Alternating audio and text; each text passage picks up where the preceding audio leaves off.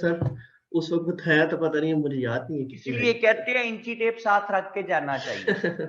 ठीक है, बंदा नाप तो लेता है कि मैं कितना ऊंचा चला गया। अच्छा, वो आपके बारे में कहा हुआ है इकबाल ने कि इतना अजीम हो जा मंजिल तुझे पुकारे। ठीक है, सबके बारे अच्छा में कहा हुआ सर। अच्छा जी, मिनहाल कह रही हैं कि सर बोर्ड की पिक्चर नहीं आई अभी तक। बेटा हमने पाकिस्तान पोस्ट ऑफिस के जरिए भेजी है, तो भेजने में टाइम तो लगेगा। एडमन काके किधर बोर्ड की पिक क्यों नहीं पहुंची बच्चों को? चले, सेंड हो रही है बेटा, अभी पहुंच जाती है। ये जो जाजेब खान साहब, मैंने आज ये पिक्चर यहाँ पे आपको भी सेंड की है, और ये जो बोर्ड पे इतना कुछ लिखा हुआ आपको नजर आ रहा है, आप इससे परेशान ना हो। ठीक है, वैसे भी बेटे जो परेशानी वगैरह है ना जाजेब जी जी, इसका तल्लुक मेरे बेटे होता है शऊर से। जी ठीक सर है, जी। तो आप लोगों को तो परेशान होना ही नहीं चाहिए। ना शऊर होगा ना कोई मसला होगा।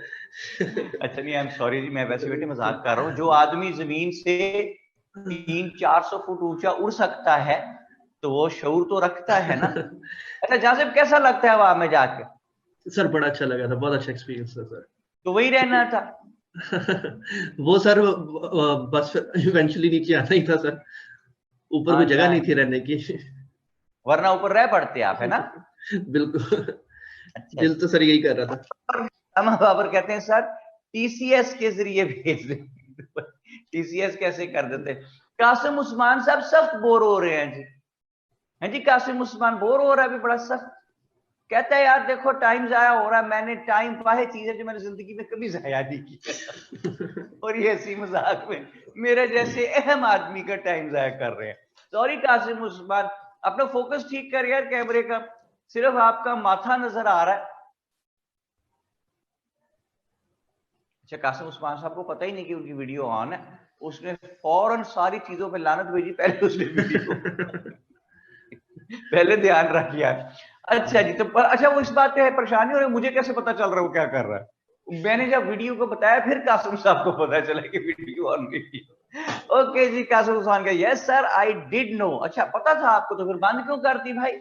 अच्छा जी, तो बात क्या हो रही है जी? बात ये हो रही है, ये जो इतना कुछ लिखा हुआ है ना आपके सामने, ये सारा ढेर सारा, ये कुछ भी नहीं है। ठीक है, इससे डरना नहीं है। ये 320 ईयर्स को कवर कर रहा है। मैंने स्पेशली क्लास टाइम से 10 मिनट पहले आके ये सारा लिखा है।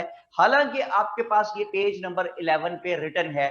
नोट्स अपने सामने करें जी, पेज 11 खोलें, ये रिटर्न है आपके पास, सारा परेशान होने की जरूरत नहीं है। ओके, नायाब अजहर कहती हैं कि sir I did not understand Balban politics from yesterday पर। ओके मेरी बेटी, मैं वहां से बात को शुरू कर देता हूं। ठीक है नायाब, लिख दे ओके शोके ताकि मुझे समझ आ जाए आपका बात कम्युनिकेट हो गई है। बल्कि ये जो बेटा कौन है मेरे साथ? जाजिब खान। जाजिब खान कहाँ के रहने वाले हैं आप? सर बेसिकली रहीमिया खान का हूँ, लेकिन अभी शिफ्ट हो गए सर लाहौर 2011 से। अभी तो नहीं ना, काफी टाइम हो गया यार। जिस चीज काफी टाइम हो गया, मतलब अब परमानेंटली इधर ही है। अच्छा, तो लाहौर में तो फिर बारिश एंजॉय की है आपने सारी रात? नहीं नहीं सर, मैं जल्दी सो जाता हूँ। कितना बोर आदमी है यार, तो सो ही जाना है यार, हर इंसान ने एक दिन जितना टाइम जाग सकते हैं उतना टाइम तो जागे ना। नहीं नहीं, अच्छा जी, मतलब मुझे याद ही 12 नहीं बजे है, तक देखिए। मुझे याद ही नहीं है कि लास्ट टाइम जिंदगी में मैं 4 घंटे से ज्यादा कब सोया था। कोई right from the age of 15 और 16 मैं कभी 4 घंटे से ज्यादा सोया ही नहीं। बस पता नहीं क्यों मैं समझता हूँ कि जो बंदा जितनी देर बंदा सो रहा है ना वो टाइम जाया कर रहा है, तो उसको ना जाग के कोई काम करना चाहिए, क्योंकि आपने सो तो जाना ही एक दिन हर किसी ने, और फिर बात जागने बिल्कुल का ठीक है। ऑप्शन नहीं होगा। ठीक है ना, फिर जब तक जागने का ऑप्शन अवेलेबल है, और जब आप जागने की कोशिश करेंगे आवाज आएगी कि भाई आपको मतलूबा सहूलत दस्तयाब नहीं है, बात सोया बिल्कुल पड़ा ठीक है है। भाई। ओके जी, स्कॉगमाई खटक आ गई, कहती बड़ी अहम बात उन्होंने कही जी स्कॉगमाई खटक ने। वो कहती हैं हा हा हा, और मेरे नसीब की दुनिया में सबसे अहम बात यही है, क्योंकि टेंशनें तो ऑटोमेटिकली जिंदगी में आ ही जानी है, नहीं आ रही होंगी तो कोई जबरदस्ती कोई रिश्तेदार जो है वो टेंशन दे ही देगा आपको। तो जब तक खुश रह सकते खुश रहा करें। दानियाल इमरान कहते हैं पेज, विच पेज? 11, पेज 11 पे। ओके, जाजेब खान साहब बात स्टार्ट होती है, क्योंकि उससे मैं बात करना चाहूंगा ताकि उसको मुझे पता चलता है बात क्यों नहीं कर। जाजेब खान साहब से लेंगे जी हम इजाजत, और अब हम पहुंचेंगे कहां? नायाब अजहर, यही नाम था, नायाब अजहर। ढूंढे जी फटाफट।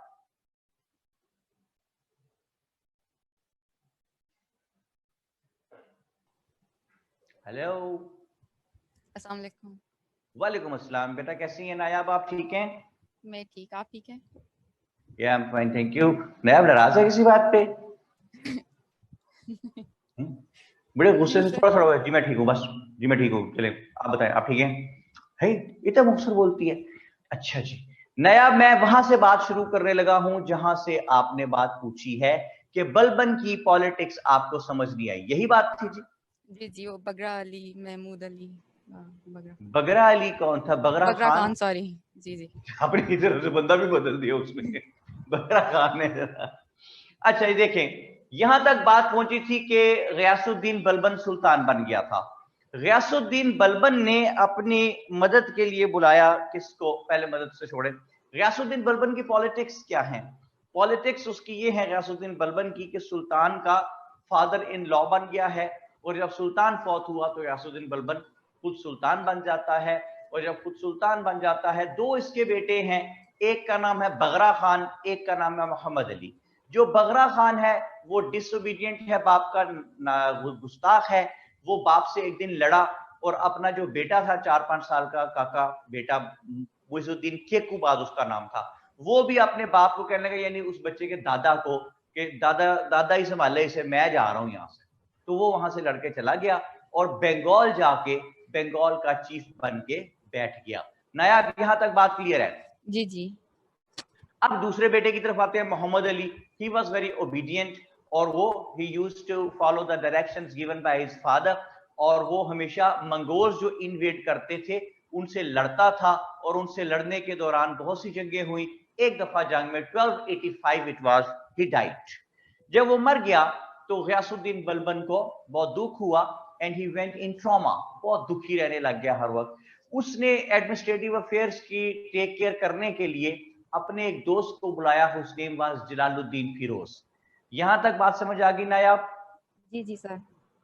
जलालुद्दीन फिरोज ने एडमिनिस्ट्रेटिव अफेयर्स पे तो नजर रखनी ही थी, उसने गयासुद्दीन बलबन पे भी नजर रखी, और उसको वो जो उसका डिसोबीडियंट सन था बगरा खान, जो एक ही बेटा उसका बच गया था गयासुद्दीन बलबन का, दूसरा बेटा मोहम्मद अली तो मारा गया, तो वो हर वक्त बगरा खान के खिलाफ ना उसको उल्टी सीधी बातें कह के और गुस्से में लाता रहता था, और बिलाखिर इतना कामयाब हुआ वो अपनी पॉलिटिक्स में जलालुद्दीन फिरोज कि उसने गयासुद्दीन बलबन से ये ऐलान करवा लिया कि मेरे बाद जो है मेरा बेटा बगरा खान सुल्तान नहीं बनेगा, ये जो मेरा पोता है केकूबाद, छोटा सा काका पटाका 7-8 साल का, इसको हम सुल्तान बना, इसको सुल्तान बनाना। तो गयासुद्दीन बलबन मर गया, बिलाखिर मर गया, और सुल्तान जो है वो उन्होंने बना दिया मुइजुद्दीन केकूबाद को, यानी इनडायरेक्टली सुल्तान तो बन गया ना जलालुद्दीन फिरोज, जिसके पास तमाम एडमिनिस्ट्रेटिव अफेयर्स आ गए। नया बात समझ आई यहां तक? तो उसको क्यों एतराज था? किसको? फिरोज को। उसे तो कोई एतराज नहीं था, उसी ने तो साजिश की थी सारी कि ये बच्चा सुल्तान बन जाए, क्योंकि अगर बगरा खान सुल्तान बन जाता तो वो तो इसको महल से किक ऑफ कर देता, बाहर फेंक देता उठा के, तुमको दखल देते हो चीजों में, I will take care of the problems myself. तुम कौन नहीं, हो? मेरा मतलब है 17 साल के बच्चे से इसको क्या मसला था? 17 साल का मोहम्मद बिन कासिम भी तो आया था, उसने भी तो सब कुछ संभाला था। 17 साल का कौन है? किसने 17 साल का जिक्र किया? वो मोहम्मद बिन कासिम जो आप कल बता रहे थे। बेटे वो तो और बात है, यहाँ मोहम्मद बिन कासिम का क्या तल्लुक है? मतलब एज तो सेम है ना, किसकी? अगर वो कह रहे हैं कि अफेयर्स हैंडल 17 नहीं साल कर का तो सकता। यहाँ है ही कोई नहीं। गयासुद्दीन बलबल और जलालुद्दीन फिरोज खिलजी जो है दे आर ओल्डर पीपल, बूढ़े लोग हैं दोनों। बगरा खान 25-30 साल का जवान आदमी है, वो बंगाल का नहीं, चीफ है। केकूबाद। केकूबाद तो 7-8 साल का बेटा, छोटा सा काका। अच्छा अच्छा, मुझे लगा आपने 17 बोला है कल। मैंने तो 17 बोला ही नहीं। तेरे जैसे लोग टॉक शो में बैठ के कह रहे थे जनाब अभी आपने ये कहा था, वो कहता मैंने तो कहा ही नहीं भाई, मुझे तो पता ही नहीं। ऐसे ही मेरे पे पता नहीं क्या क्या चीज डाली जा रही है। अब समझ आ गई बात? जी जी केकूबाद वाज सन ऑफ अली, कह रहे हैं मुस्तफा इमरान। नहीं बेटे, केकूबाद जो है वो बगरा खान का बेटा है। जो बगरा खान गुस्ताख था, जो अपना बेटा केकूबाद उठा के अब्बे के मुंह पे मार के चला गया था अपने। ठीक है, आप समझ आ गया मुस्तफा इमरान साहब? ओके कह रहे हैं, डन हो गया। नायाब बेटी को बात समझ आ गई? जी आ गई सर। अच्छा, अब सुल्तान इस वक्त, अब जरा गौर करें मेरे साथ, सारे विजुलाइज करके रहे मेरे साथ। केकूबाद सुल्तान है जी, वो काका पटाका 7-8-10 साल का, और 1286 से 1290 तक 4 साल वो सुल्तान रहता है। और इनडायरेक्टली सारा कंट्रोल अब नायाब किसके पास है? फिरोज। जलालुद्दीन फिरोज। भी खाली फिरोज क्या, जी जी जलालुद्दीन मतलब फिरोज। हमारा क्लास फेलो था वो, फिरोज कैसे? नया तो मुख्तर क्यों बोलते इतना?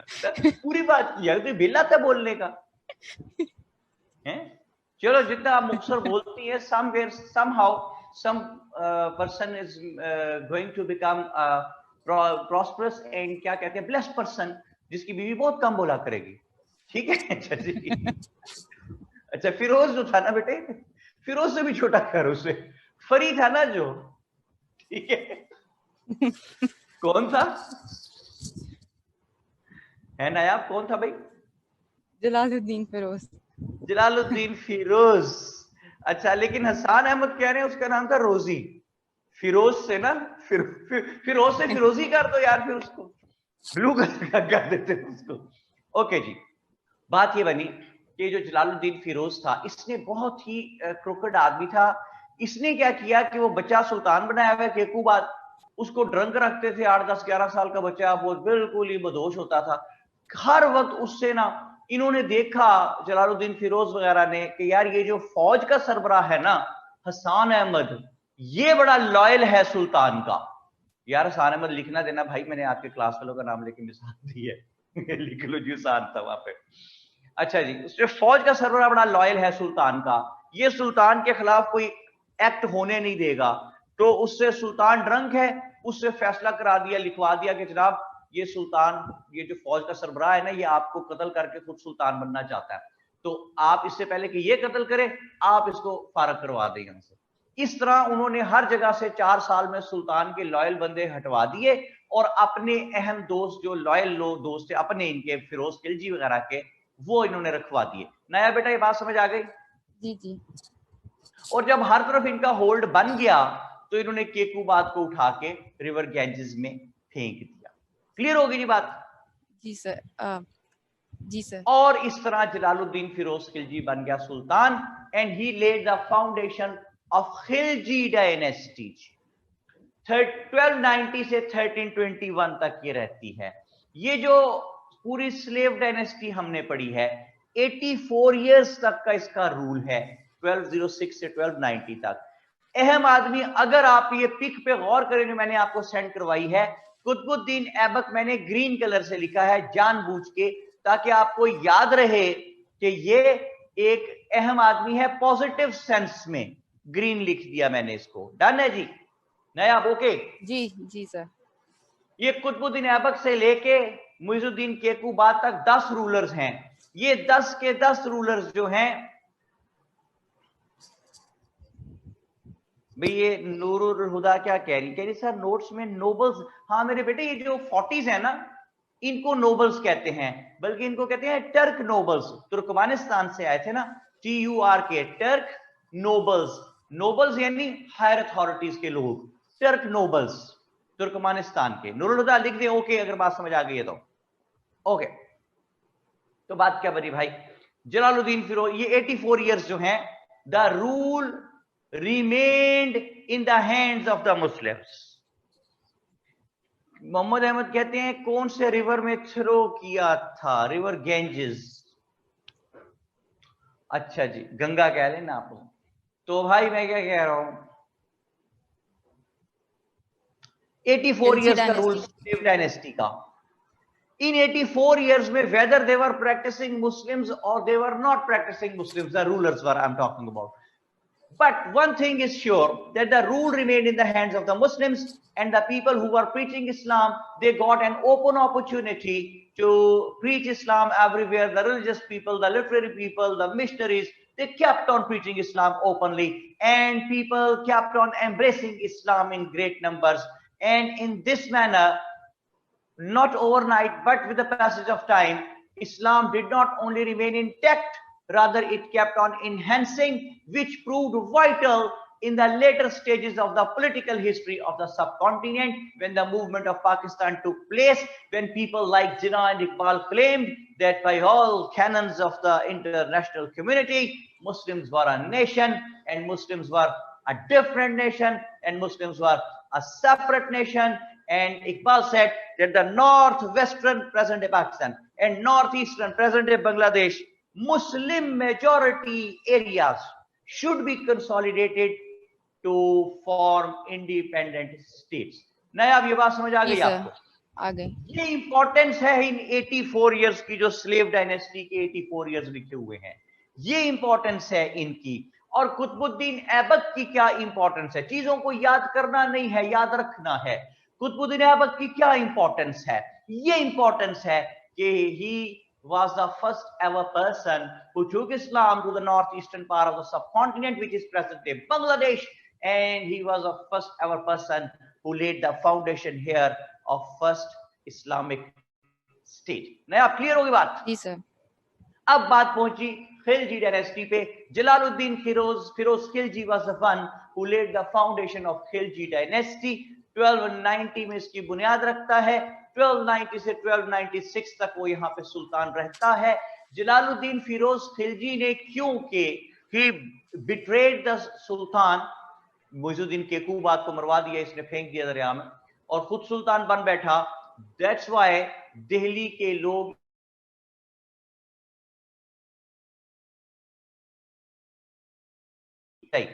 जी सर, मतलब मुस्लिम्स पसंद करते थे और हिंदू नहीं पसंद करते थे। मुस्लिम्स की बात नहीं हो रही, मैसेज ऑफ दिल्ली, दिल्ली की आवाम की बात हो रही है।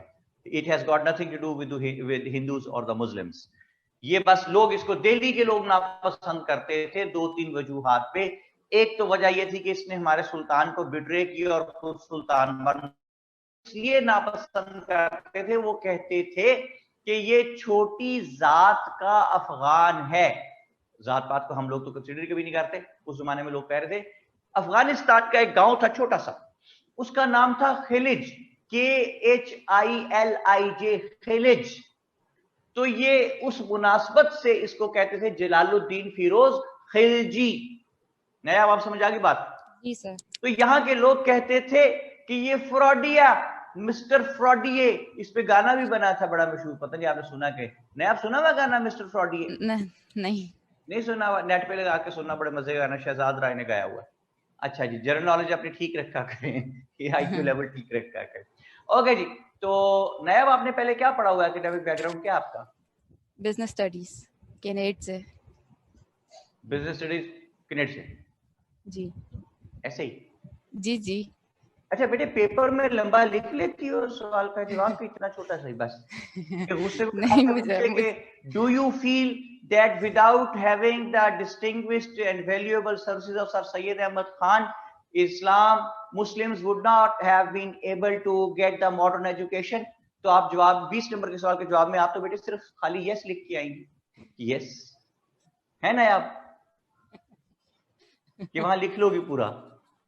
लिखेंगे सर। चलो, तो बड़ी मेहरबानी है आपकी। बात करते ना। अच्छा, बिजनेस स्टडीज, ग्रेट। बेटे अंदाजा लगाओ, नया आप इंटरव्यू दे रही हैं और इंटरव्यू आपसे पूछा, okay fine, what is your academic background?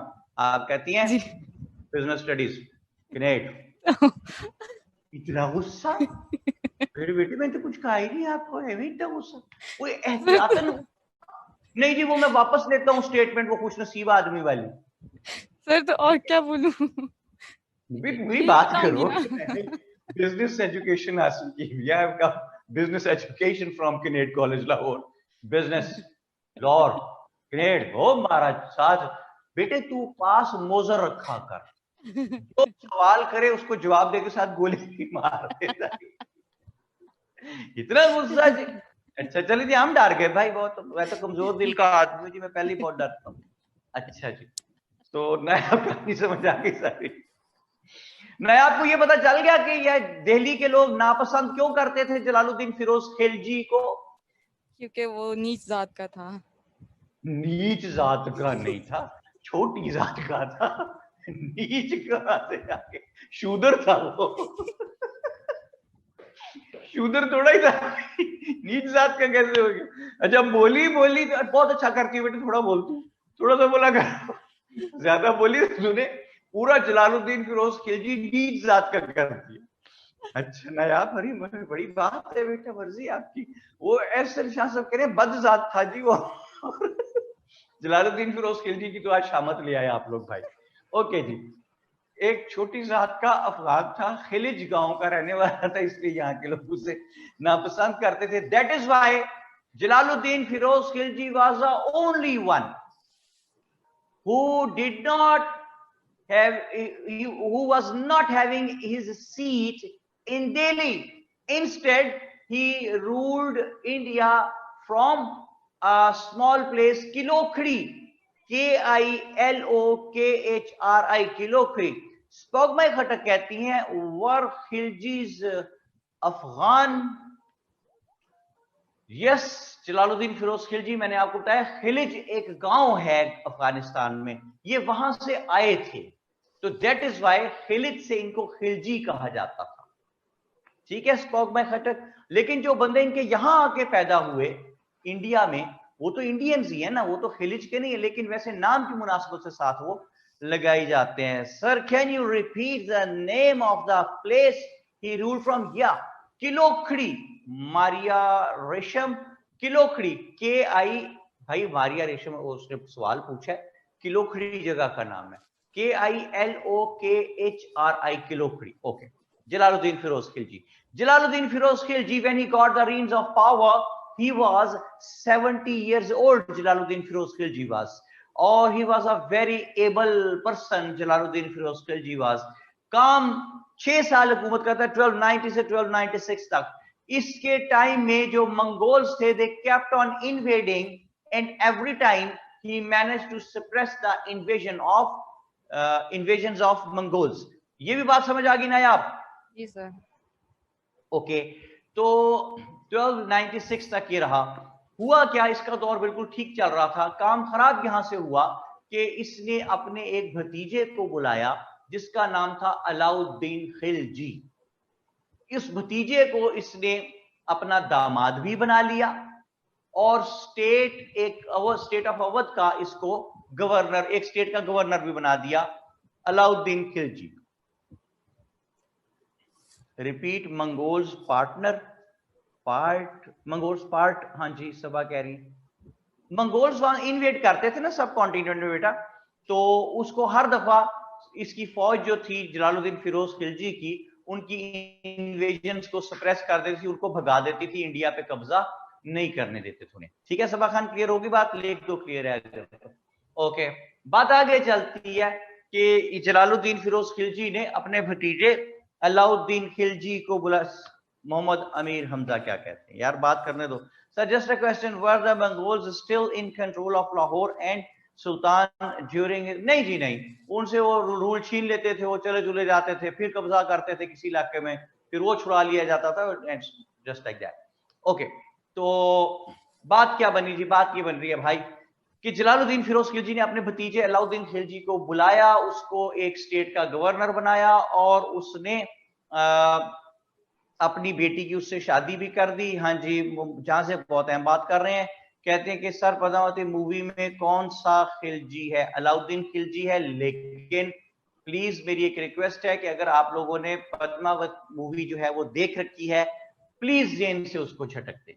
वो बिल्कुल डिफॉर्म कर दिया उन्होंने, हिस्ट्री को डिस्टॉर्ट कर दिया है, बिल्कुल गलत बनाई है। सिर्फ मुस्लिम बायसनेस जो है उसकी वजह से उन्होंने ऐसा वो घटिया एक्ट दिखाया अलाउद्दीन खिलजी का, हालांकि he was gem of a person Alauddin Khilji was, एक आधे काम के अलावा। ओके, ऑल फेक बनी हुई है जी, हसान अहमद कहते हैं, बिल्कुल ठीक है।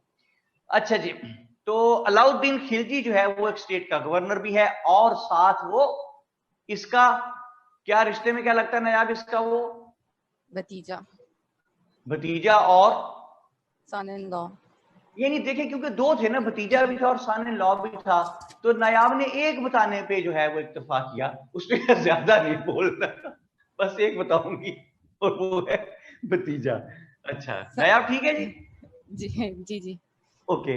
अच्छा फिर क्या हुआ जी कि ये अलाउद्दीन खिलजी जो है, इसकी जिंदगी किसी अजाब से कम न थी। उसकी वजह ये थी कि दो औरतों ने इसकी जिंदगी अजाब कर रखी थी, एक इसकी बीवी थी, एक इसकी मदर इन लॉ थी। अच्छा, वो बीवी को कुछ कह नहीं सकता था क्योंकि वो सुल्तान की बेटी है, अगर वो उसको कुछ कहने की कोशिश करेगा तो सुल्तान उसको कत्ल करा देगा, तूने मेरी बेटी के साथ जो है वो मारा, उसको अब्यूज किया, मैं घर से बाहर निकाला।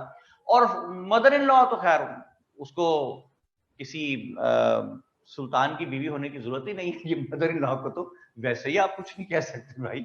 अच्छा जी, तो अब वो भी सुल्तान की बीवी है, उसे कुछ कह के मरना है, तो बेचारा चुप करके जुल्म सहता रहता था अलाउद्दीन खिलजी, और बड़ा दुखी बैठा रहता था। एक दिन जो उसका भाई था अलाउद्दीन खिलजी का, हुज नेम वाज उगल खान, लिख लें UGHAL। एडमिन भाई क्या के मुझे वो चाय पिला दो यार, आज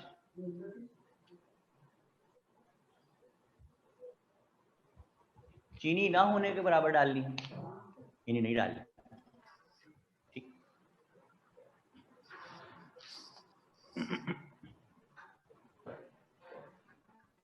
नया नाश्ता किया आपने? जी सर, किया है सर। किया है, किया, अच्छा सॉरी किया है।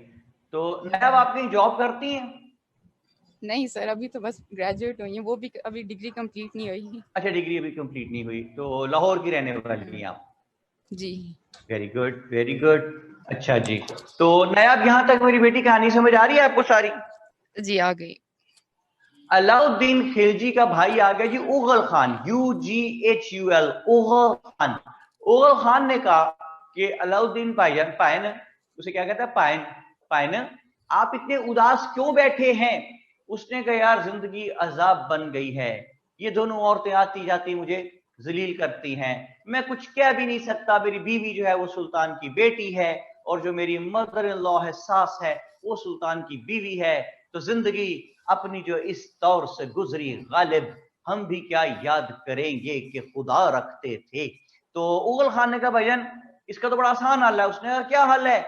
उसने कहा सर उठा के बाहर भेंगे इनको महल से। कहते यार आहिस्ता बोलो, क्या बात कर रहे हो, सुल्तान कत्ल करा देगा। कहता है भाईजान फिर इसका एक ही हल है। नया हल बताने लगा उगल खान, बता दे। जी जी बताएं।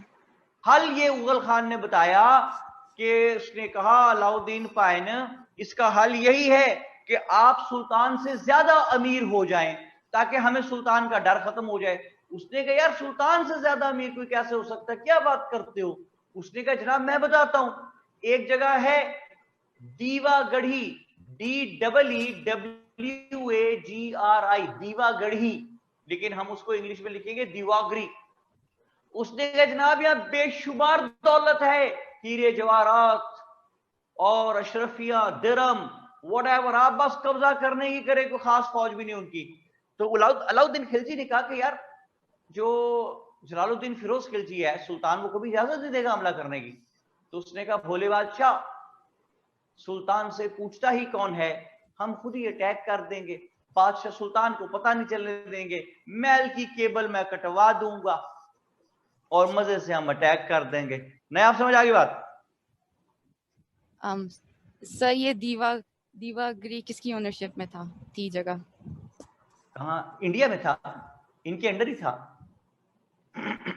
ठीक है, लेकिन कुछ अच्छा। स्टेट्स जो हैं, few states used to act independently. It was one of the states which was acting independently and it was a very very rich state. अच्छा जी, इन्होंने यहाँ पे किया जी अटैक, उगल खान और अलाउद्दीन खिलजी ने बेशुमार दौलत हासिल कर ली। इतनी दौलत हासिल की यहां तक कि एक हॉल कमरे का दरवाजा खोल के जब अंदर दाखिल हुआ अलाउद्दीन खिलजी कब्जा करने के बाद दीवागढ़ी पे, तो उस हॉल कमरे की चारों तरफ दीवारों पे रैक्स बने हुए थे और रैक्स में हीरे ही हीरे प्लेस्ड थे, और सेंटर में एक टेबल पे बहुत बड़ा खूबसूरत हीरा रखा हुआ था जिससे शुआएं निकल रही थी और पूरा हॉल कमरा रोशन हो रहा था। तो अलाउद्दीन खिलजी के मुंह से निकला कि वल्लाह ये तो कोहे नूर है। हाँ जी, समझ आ गई जी कोहे नूर कहाँ है? आजकल कहाँ है कोहे नूर नायाब? पता नहीं सर। पता कराएं। मलका बरतानिया क्वीन एलिजाबेथ के पास है, ठीक है? वो देखें, वो एलिजाबेथ के साथ जो लोग हैं उन्हें सारों को पता है, वो लिख रहे हैं। मुस्तफा इमरान तो उसके साथ वहां पे हुकूमत भी करता है, उसे भी पता है। मोहम्मद अहमद कहते हैं the crown of queen Elizabeth है, बिल्कुल ऐसा ही है जी। हाँ जी नायाब, आप समझ आ गई? जी जी सर। अच्छा स्टोन, जी सर आगे समझ। ठीक है भाई, ये समझ आ गई, वेरी गुड। ओके जी, तो इस तरह ये हो गए बहुत ज्यादा अमीर। अमीर तो हो गए, लेकिन अब लगा डर, ठीक है जी। तो डर अब लगा, तो फर्क ज़ेब साहब कहते हैं जी मैं डिस्कनेक्टेड था, मुझे पता नहीं है कि अमीर कैसे हुए। तो बेटा एक स्टेट थी दीवागढ़ी, इंडिपेंडेंट स्टेट थी, वहां पे बेशुमार दौलत थी। इन्होंने सुल्तान की मर्जी के बगैर वहां अटैक किया, वहां से बहुत सारे हीरे जवाहरात अशरफियां हासिल की और ये बहुत अमीर हो गए। फर्क ज़ेब अगर बात समझ आ गई तो यस लिखते। अब अमीर हो गए, लेकिन अब लगा डर। डर किस बात का लगा है कि अब सुल्तान होगा गुस्से कि मेरे से बगैर इजाजत वहां पे अटैक किया क्यों था तुम लोगों ने। तो उगल खान ने कहा भाई ना फिक्र ना करें, आप मेरे साथ चलें। ये शहर के बाहर दरिया है जहां सुल्तान है, दरिया के पार खेमा लगाते हैं, आप खेमे में बैठ जाएं, खेमे से बाहर ना निकलिएगा, मैं खुद जाके सुल्तान को मिलता हूं। तो उगल खान सुल्तान को मिलने गया और जाके सुल्तान को उसने माफी मांगी कि जनाब आपके दामाद ने, आपके भतीजे ने, आपका बेटा ही है, उसने इतनी बड़ी कामयाबी हासिल कर ली है जी कि उसने दीवागढ़ी पे कब्जा करके बेशुमार दौलत हासिल कर ली है। तो सुल्तान बड़े गुस्से में था, उसने कहा उसने किससे पूछ के अटैक किया है। उसने कहा जी बस गलती हो गई, उससे अटैक तो उसने कर दिया, लेकिन वो बड़ा शर्मिंदा है और अब वो आपसे ये चाह रहा है कि आप उसको माफ कर दें। तो सुल्तान ने कहा चलो ठीक है मैंने माफ कर दिया, उसे कहो कि आ जाए। तो उगल खान ने कहा सुल्तान सॉरी, वो नहीं आएगा, वो डरा हुआ है बहुत। अगर मैंने जाके कहा सुल्तान ने माफ कर दिया है आ जाओ, तो वो डरा हुआ है, वो समझेगा कि मुझे फांसी देने के लिए बुला रहे हैं, कत्ल करने के लिए बुला रहे हैं, माफ नहीं किया। तो सुल्तान आप चलें। सुल्तान ने कहा बेवकूफ आदमी, कभी सुल्तान भी गया है खुद, जिसने आना होता है वो सुल्तान के पास आता है। तो उसने कहा सरकार माफी दे दे। इतनी मेहनत करना डाला उगल खान ने कि आखिर सुल्तान कहता अच्छा चलो मैं चलता हूं। तो सुल्तान इसके साथ गया, दरिया के पार पहुंचा। तो उगल खान ने लकड़ी का एक डंडा उस सुल्तान के सर में मारा और अलाउद्दीन खिलजी जो के सुल्तान को सलाम करने के लिए खेमे से बाहर निकला था, तो इसने डंडा मार दिया, सुल्तान वहीं पे गिरा और सुल्तान मर गया। अब जब सुल्तान मर गया तो इन्होंने ऐलान कर दिया हर तरफ कि सुल्तान मारा गया है और अब से सुल्तान होगा अलाउद्दीन खिलजी। लेकिन उसकी बेगम ने उधर क्या गेम डाली जी, सुल्तान की बेगम ने, उसका एक बेटा था, उसका नाम था Ruknuddin. Obviously it is some other Ruknuddin, वो पहले वाला रुकनुद्दीन तो मरकब गया हुआ। उसने कहा जी आज से मेरा बेटा रुकनुद्दीन सुल्तान होगा। नया अब यहां तक बात समझ आ रही है? जी सर। तो सुल्तान के बंदे जो है अलाउद्दीन खिलजी को जब पता चला कि रुकनुद्दीन को मलका सुल्तान बना रही है, तो अलाउद्दीन और उगल खान को बहुत गुस्सा चढ़ा। उन्होंने कहा वाह जी वाह, गेम हम चलाएं सारी, जलालुद्दीन फिरोज को कत्ल हम करें और सुल्तान बने इसका बेटा। ये नहीं होगा, ये तो किसी किताब में नहीं लिखा, कत्ल हमने किया। अब यही तो कयामत है कि वो सुल्तान अपने बेटे को बनाने लगी है मलका। तो उसने क्या किया जनाब, तो अलाउद्दीन का भी तो बेटा है। अलाउद्दीन भी तो, अलाउद्दीन का भी तो बेटा है। अलाउद्दीन का कौन सा बेटा है बेटा, मैंने तो जिक्र ही नहीं किया। आपने कहा उसकी बीवी का बेटा है, तो मतलब उसके बाप का बेटा भी तो हुआ। ये कौन सी साइंस है कि जो आपकी बीवी का बेटा है वो आपके बाप का भी बेटा है? ये समझ से बाहर है। किसका, जलालुद्दीन का कह रही हो? जलालुद्दीन फिरोज खिलजी का कह रही हो? हाँ ठीक है, जलालुद्दीन फिरोज खिलजी का बेटा है ना रुकनुद्दीन, ठीक है। अलाउद्दीन तो भतीजा है ना। अच्छा। भतीजा भी है और दामाद भी है, भूल गई? अभी थोड़ी देर पहले खुद ही तो बताया था। जी जी सर। ठीक है। मजाक है, वो कहते मारो मुझे मारो यार मैनू चक ले मैं कहां फंस गया। अच्छा चलें जी ठीक है, क्या कहानी बन रही है नया। Very good, you really made my day. मैं सारा दिन हंसता रहूंगा। वेरी गुड नया बेटे। अच्छा जी वेरी अच्छा। फर्क से आप पूछ रहे थे शहर का नाम। शहर का नाम है किलोखड़ी, सॉरी दीवागढ़ी, DEEWAGRI, दीवागढ़ी। अच्छा नया अब यहां तक बात करिए, आगे चलूं। जी सर। वही वीडियो हैंग हो गई उनके स्टॉक में खटे की एडमन। हाँ उनके एंड से जो भी है वो बता रहे हैं भाई।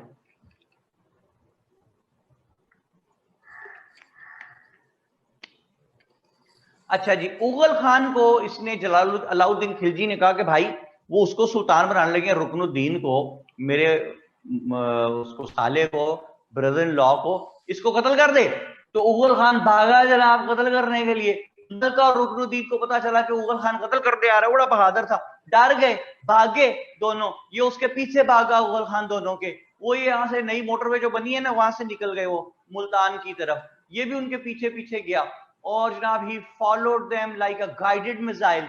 वो क्योंकि बहुत पहले निकल गए थे, वो मुल्तान पहुंच गए। ये अभी यूएसओ पे ही था। ये कहां था नायाब? यूएसओ कहां था? यूएसओ वो क्या होता है? यूनाइटेड स्टेट्स ऑफ ओकारा। अच्छा ठीक है जी। ये अभी यूएसओ पे था, वो मुल्तान भी पहुंच गए थे। दे वुड हैव एस्केप्ड, लेकिन वो मुल्तान में रुक गए। नायाब रुके पता क्यों? है नायाब क्यों रुके बेटे वो?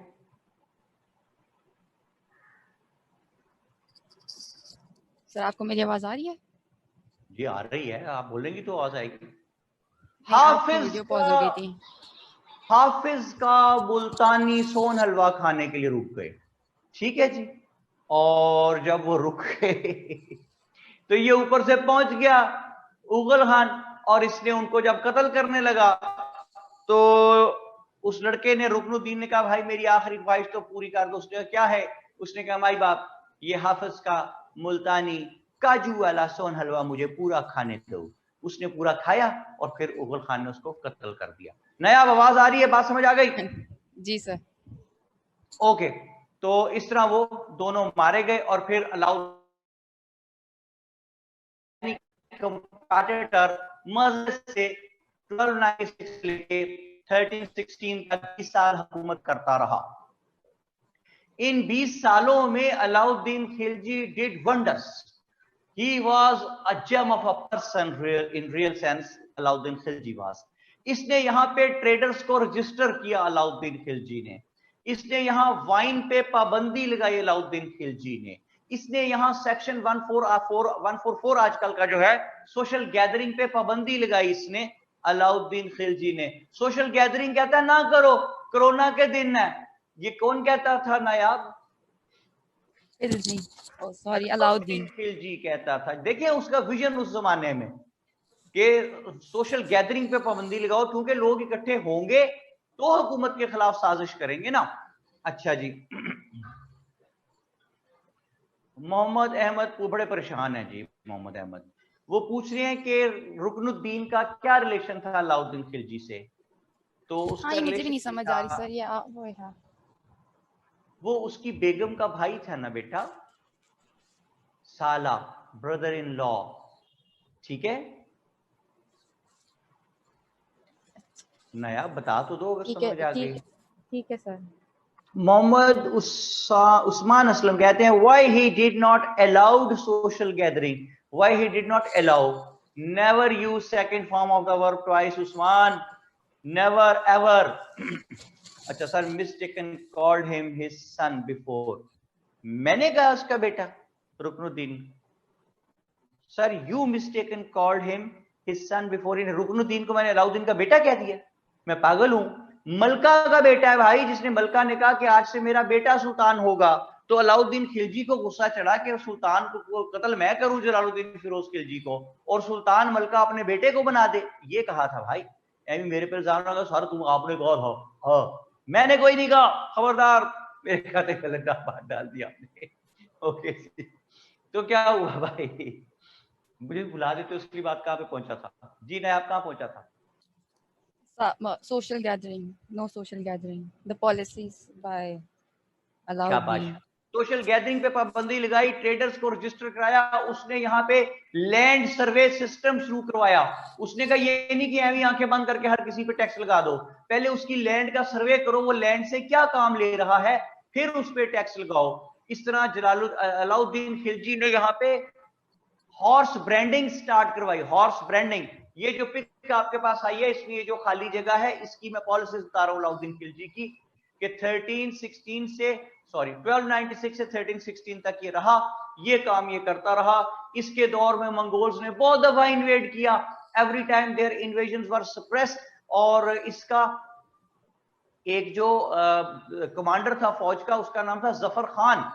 जफर खान जो है he was a very brave person, और उसने हजारों, लाखों नहीं तो हजारों मंगोल उसने अपने हाथों से मारे थे।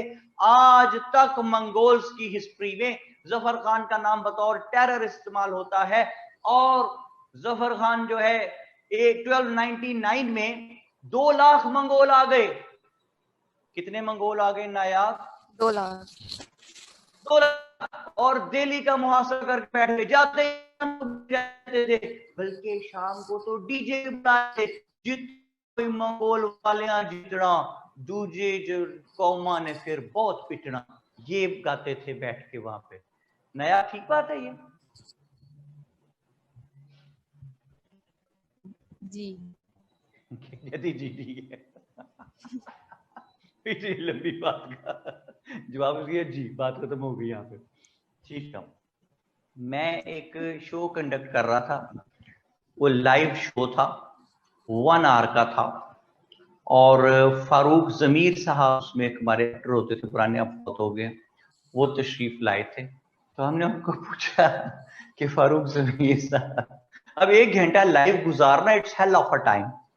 तो उनको पूछा कि फारूक जमीर साहब आप बचपन आपका कहाँ गुजरा, और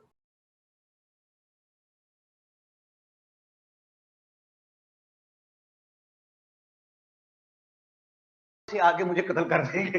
फिर उन्होंने सुन ली ये बात। हाँ, होस्टिंग ऑब्वियसली पाकिस्तान में भी, पाकिस्तान से बाहर भी होस्टिंग तो करता रहता हूँ उस तरह।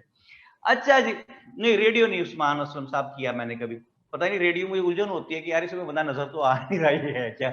उसी तरह मुझे आपकी ऑनलाइन क्लास से भी उलझन हो रही है, मुझे नजर तो आ नहीं रही, मैं अंदाजे से बात कर रहा हूँ, और अंदाजे से बातचीत करके बड़ा सारा जब सवाल करता हूँ तो नायाब कहती है जी।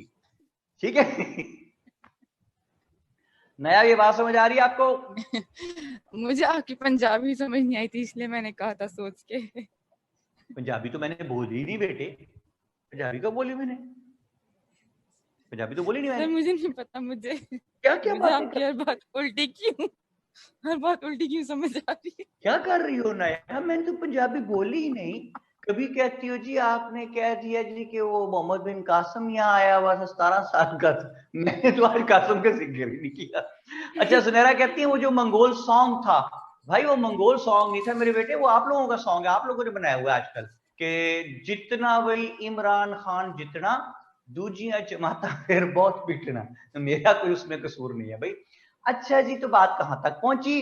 बात यहां तक पहुंची, दुआ आपका कैमरा ऑन है उसको ऑफ कीजिए। अच्छा जी, बात यहां तक पहुंची कि जो जलालुद्दीन फिरोज खिलजी मारा गया, अलाउद्दीन खिलजी की हुकूमत चल रही है। मैंने कहा he was gem of a person. 1296 से 1316 तक वो हुकूमत करता है, 20 साल, और इन 20 सालों में उसने जो अलाउद्दीन खिलजी है उसने बहुत सारी यहाँ रिफॉर्म्स की।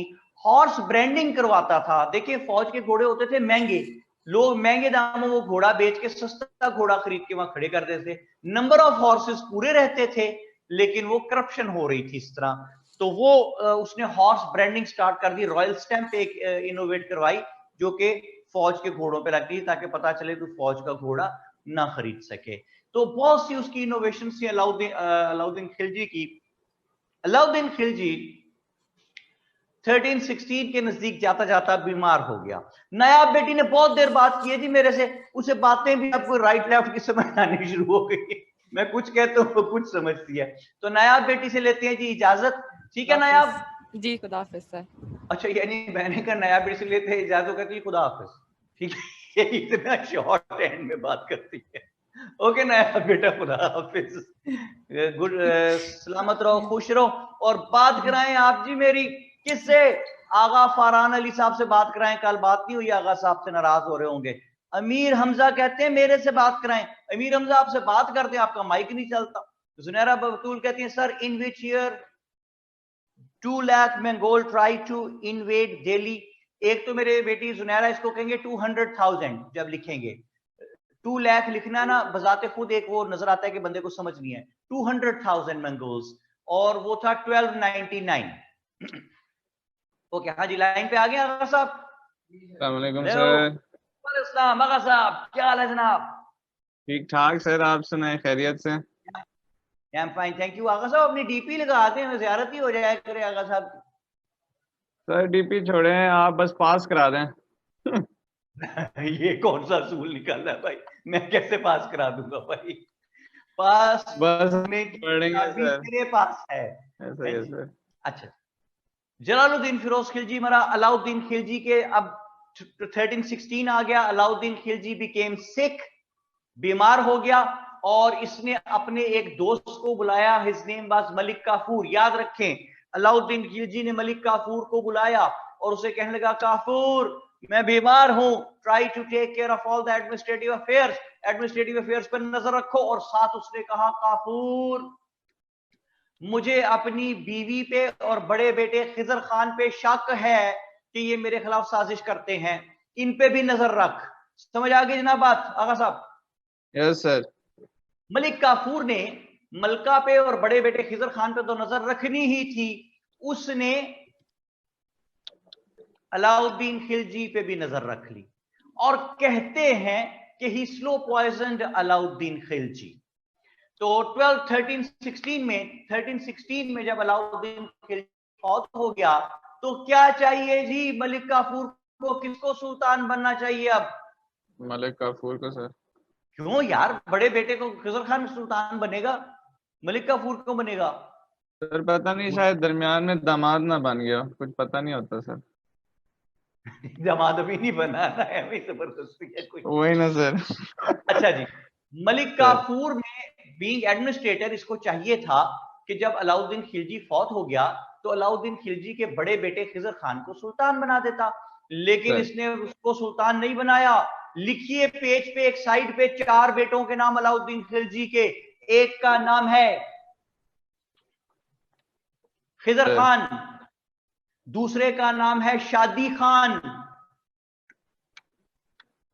तीसरे का नाम है मुबारिक शाह, तीसरा नाम है मुबारिक शाह, और चौथे का नाम है शहाबुद्दीन।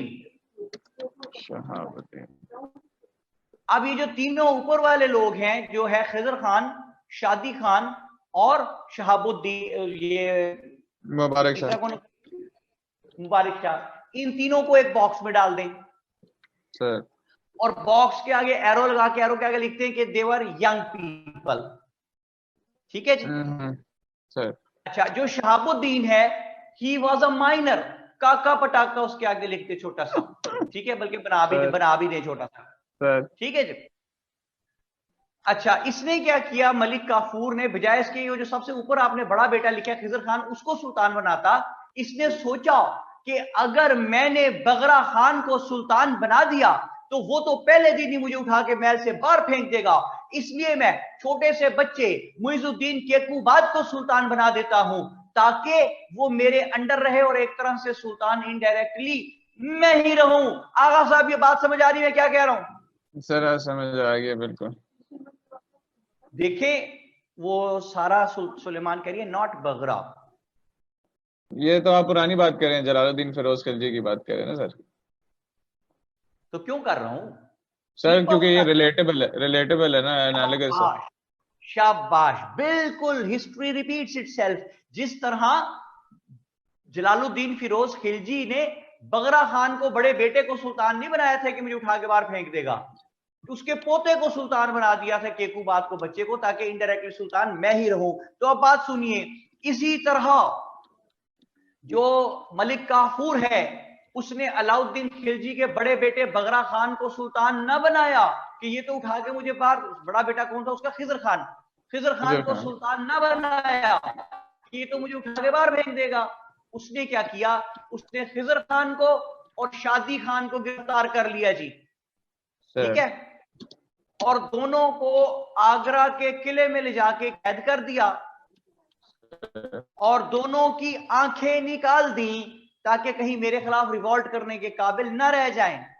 ठीक है आगा साहब। सर अब ये दोनों अंधे शहजादे किले की तारीकियों में चलते फिरते जब कहीं आपस में टकरा जाते थे तो कहते थे अन्ना हो गए। ठीक है ये इनका मसला है, इनको सर ऐसा ही। दूसरी बात यह है कि जो तीसरा जवान बेटा है उसका क्या नाम है जी? सर मुबारक शाह। मुबारक शाह, वो छुप गया कहीं जाके। ओके, ठीक है। और सुल्तान इसने बना दिया छोटे काके को, शहाबुद्दीन को, यस सर, ताकि इनडायरेक्टली सुल्तान मैं ही रहूं। वो कुछ दिन शहाबुद्दीन सुल्तान रहा और उसके बाद इसके बंदे जो है उसको पकड़ के ले आए कहीं से जहां छुपा हुआ था मुबारक शाह। तो जब उसको कत्ल करने लगे तो मुबारक शाह ने उन बंदों को अपने बाप के अलाउद्दीन खिलजी के एहसान याद कराए कि हमने तुम पे कितने एहसान कर रखे हैं। तो उनका दिल पसीज गया। They admired the services of the father of Mubarak Shah, Alauddin के एहसान। उन्होंने कहा हाँ जी बिल्कुल ठीक है, हमें समझ आ गई है कि ये मलिक काफूर जो है ये रिवॉल्ट कर रहा है, सुल्तान के खिलाफ रिवॉल्ट कर रहा है। तो इंस्टेड मुबारक शाह, वो बंदे जो थे, दे किल्ड मलिक काफूर और इस तरह सुल्तान बन गया मुबारक शाह। सर अब सुल्तान तो बन गया मुबारक शाह। सुल्तान बनने के कुछ दिन बाद उसने अंदाजा लगाया कि जो मेरा छोटा भाई है ना काका पटाका शहाबुद्दीन, इसके मुंह को सुल्तानी का खून लग गया है, तो ऐसा ना हो ये 4-5 साल बाद बड़ा होके मेरे खिलाफ रिवॉल्ट करे और मुझे ही ले डूबे। तो उसने सोचा कि इसको रास्ते से हटाया जाए, लेकिन शहाबुद्दीन से, छोटे भाई से उसको प्यार भी बड़ा था जी, क्या कहता उसको। तो इसलिए उसने शहाबुद्दीन के लिए एक बहुत ही एक्सपर्ट आदमी को बुलाया और कहा कि मेरा छोटा भाई है, लाडला है, इसे तकलीफ ना हो, बस इसकी आंखें निकाल लो। तो शहाबुद्दीन की भी आंखें निकाली और Shahabuddin was also sent to the same fort जहां पे खिजर खान और शादी खान अंधेपन की जिंदगी गुजार रहे थे। तो अब किले में अंधे शहजादे आगा साहब कितने हो गए? 3 हो गए। 3 हो गए। कौन कौन? खिजर खान, शादी खान और शहाबुद्दीन। शहाबुद्दीन, तीनों अंधे शहजादे जब अपनी जिंदगी की तारीकियों से लड़ते झगड़ते किले की तारीकियों में एक दूसरे से टकरा जाते थे तो कहते थे अन्ना हो गया। ठीक कहेंगे यार, और होने के इस तरह सुल्तान बन गया मुबारक शाह। 1316 1316 से लेके 1320 तक मुबारक शाह सुल्तान रहता है और इन 4 सालों में इसने बड़ा अजीबोगरीब काम दिखाया। ये जो मैंने पिक आपको बोर्ड की सेंड की है आज आके, इसमें आप देखें तो मुबारक शाह को रेड लिखा हुआ है मैंने, यानी इट मींस कि he has got some importance but in negative manner. अगर आप समझ आ गई बात सर? नेगेटिव मैनर में इस तरह के इसका एक हिंदू दोस्त था, उसका नाम था Khusro Shah. Khusro Shah had apparently embraced Islam, बज़ाहिर उसने इस्लाम कबूल कर लिया हुआ था, लेकिन दर हकीकत दिल से वो अपने हिंदू रिलेटिव्स और हिंदू दोस्तों के साथ ही मिला हुआ था और इस्लाम का दुश्मन ही था। लेकिन मुबारक शाह का बड़ा दोस्त था, इतना क्लोज था इसके कि हर वक्त इसके साथ होता था, रहता इसके साथ था और हर बात ये है उसकी मानता था खुसरो शाह की। खुसरो शाह इसको हर वक्त ड्रंक रखता था। 4 साल इसने जो हुकूमत की मुबारक शाह ने, वो एक तरह से खुसरो शाह ही की हुकूमत थी। खुसरो शाह करता क्या था, उसने इसको देखा कि ड्रंक है और साथ उसे पता चला कि यार ये जो फौज का सरबराह ये बड़ा लॉयल है सुल्तान का, तो उसने इसको कहना खुसरो शाह ने कि मुबारक शाह साहब सुल्तान, ये जो फौज का सरबराह है मुझे पता चला है ये आपको कत्ल करवा के खुद सुल्तान बनना चाहता है, तो इससे पहले ही आपको कत्ल करवाए, आप इसको कत्ल करवा दें, हटवा दें ओहदे से।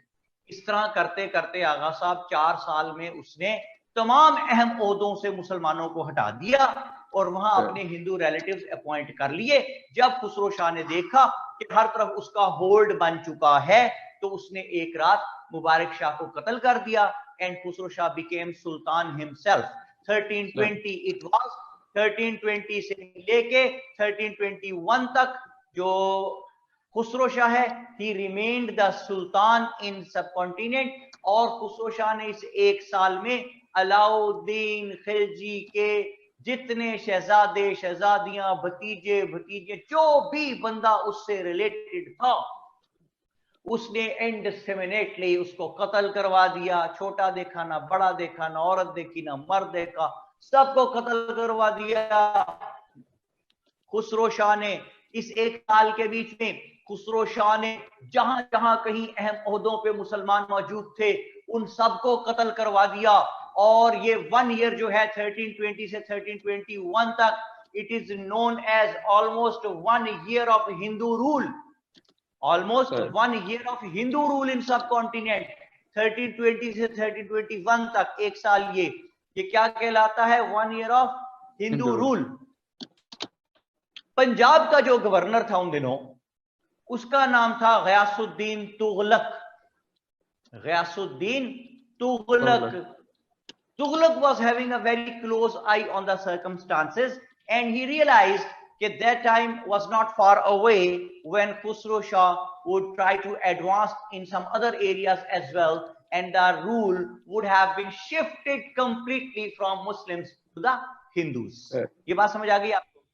सर। तो गयासुद्दीन तुगलक ने ये फैसला किया कि उसको somehow इसको मारना पड़ेगा खुसरो शाह को, वरना ये इस्लाम को ले डूबेगा और इस्लाम रूल जो है it would be shifted into Hindu hands completely. तो पंजाब का गवर्नर है गयासुद्दीन तुगलक, पंजाब से अपनी फौज लेके चला, दिल्ली पहुंचा। He killed Khusro Shah and saved the rule from going into Hindu hands permanently and he lead the foundation of Tughlaq dynasty जो 1321 से 1414 तक रहती है। Ghiyasuddin Tughlaq was the one who laid the foundation of this dynasty. ये बात समझ आई जनाब? सर। पंजाब का गवर्नर था उस्मान असलम, ये गयासुद्दीन तुगलक। अब एक जुमला सुने में, तारीख गवाह है कि जिसने जिसको बुलाया वो उसी को ले डूबा। आगा सब जुमला फिर सुने।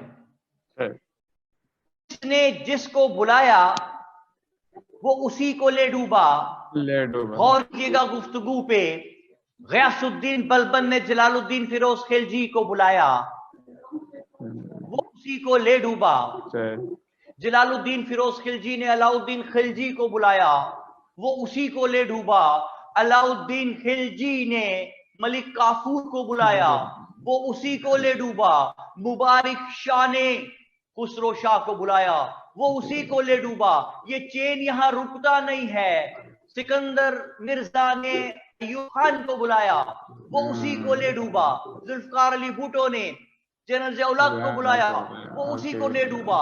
मियां साहब ने परवेज मुशर्रफ को बुलाया, वो जो डर देवर किसी से नहीं, उनको बुला लिया भाई। और जो ही वो परवेज मुशर्रफ आ गए तो उन्होंने आदमी हो, तुम कौन होते हो मुझे बुलाने वाले यहाँ पे? तो उन्होंने वो मियां साहब को ही ले डूबे। अब किसने किसको बुलाया ये मुझे नहीं पता भाई, ना मैं इस सिलसिले में कुछ कह रहा हूं, बस आपने घबराना नहीं है, ठीक है जनाब? तो तारीख गवाह है कि जिसने जिसको बुलाया वो उसी को ले डूबा। वो सास भी तो बहू को खुद ही बुलाती है ना सर, तो फिर बहू क्यों ना ले डूबे? क्या ख्याल है? बस ऐसा ही है। तो कहानी कहां तक पहुंची आगा साहब कि गयासुद्दीन तुगलक आ गया। He lead the foundation Tughlaq dynasty in 1321। 4 साल तक रूल करता है, बड़ा बहादुर आदमी था। Once he came to know कि some revolt was taking place against him from Bengal, और बंगाल से नसीरुद्दीन नाम का शख्स रिवोल्ट कर रहा है। ये फौज लेके उस तरफ चल पड़ा. He suppressed that particular revolt of Nasiruddin in Bengal. He killed Nasiruddin, and when he coming back after suppressing that revolt, तो घोड़े पे बैठा आ रहा था. आज मेरे साथ रहना मेंटली बिल्कुल. सर घोड़े पे बैठा आ रहा है कौन?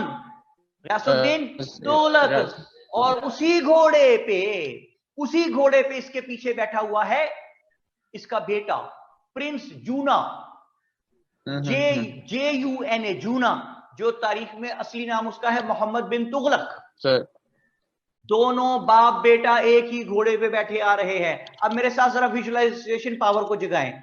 जाग गई विजुअलाइजेशन पावर? बिल्कुल जागी. दूर से देखें, घोड़ा आ रहा है. कितने बंदे बैठे हैं घोड़े पे? 2 बंदे. 2, एक बड़ा और एक छोटा. ठीक है, छोटा. अच्छा जी, घोड़ा भागा. तगड़ घोड़ा आ रहा है, तगड़ भागा रहा है. अब घोड़े के आगे रास्ते में एक मेहराब आ गई है, वुडन आर्क. इस वुडन आर्क के नीचे से घोड़े ने गुजरना है. ठीक है, ऐसे. यूं ही वुडन आर्क के नीचे से घोड़ा गुजरने लगा, पीछे बैठे हुए प्रिंस जूना ने अब्बा उठा के ऊंचा कर दिया. अब्बा का सर जाके लगा वुडन आर्क में. वुडन आर्क मजबूत साबित हुई, अब्बा का सर कमजोर साबित हुआ. अब्बा फारग. ये तो हिस्ट्री तो बड़ी जालिम है सर. हो कोर्स अभी तो जरूर शुरू होने बेटे, अभी देख तो सही आगे क्या बनेगा. हफ्सा क्या कहती है? कहती सर मुबारक हो. अच्छा नहीं, मुबारक शाह ने किसको बुलाया? एक दफा रिपीट कर दें, मैं बताता हूं. मुबारक शाह ने बुलाया खुसरो शाह को, जो ओरिजिनली हिंदू था लेकिन he had embraced Islam apparently. ठीक है, हफ्सा बात समझ आ गई तो ओके लिखते हैं. लो जी, जालिम बेटा कहती है अकीला अनम उसको, जालिम बेटा. तो जालिम बेटे ने फारग कर दिया और 1325 में वो खुद सुल्तान बन गया. मोहम्मद बिन तुगलक 1325 से 1351 तक 26 साल सुल्तान रहता है. He was some strange sort of person. He was, Muhammad Tughlaq was, अजीबोगरीब, strange kind of decisions he used to